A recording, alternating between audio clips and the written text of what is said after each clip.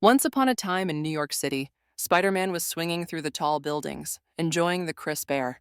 It was a peaceful day until suddenly, his spider sense tingled. Something was wrong. He heard a loud crash and the sound of people screaming. Without wasting any time, Spider-Man swung towards the noise. As he arrived at the scene, he saw a huge mechanical monster rampaging through the streets. It was the creation of his old enemy, Dr. Octopus, who was controlling it from a distance. The monster was tearing through cars, knocking over streetlights, and causing chaos everywhere. Spider-Man knew he had to act fast to stop it before someone got hurt. Spider-Man jumped into action, shooting his webbing at the monster's legs to slow it down.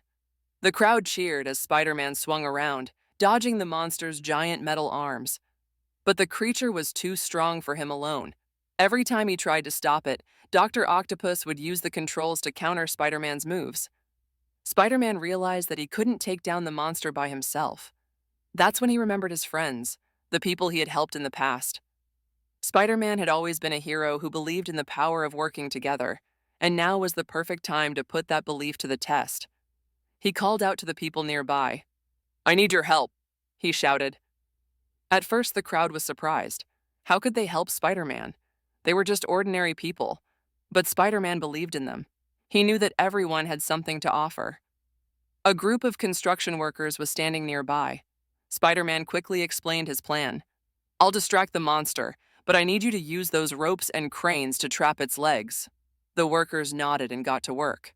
While Spider-Man continued to swing around, keeping the monster's attention, the workers used their equipment to tangle the machine's legs. But the monster was still strong, and Dr. Octopus wasn't giving up. That's when a young girl in the crowd had an idea. She knew that water could damage electronics, so she grabbed a fire hose and sprayed it at the monster's control box. Spider-Man saw what she was doing and gave her a thumbs up. The combination of the tangled ropes and the water short-circuited the monster's system.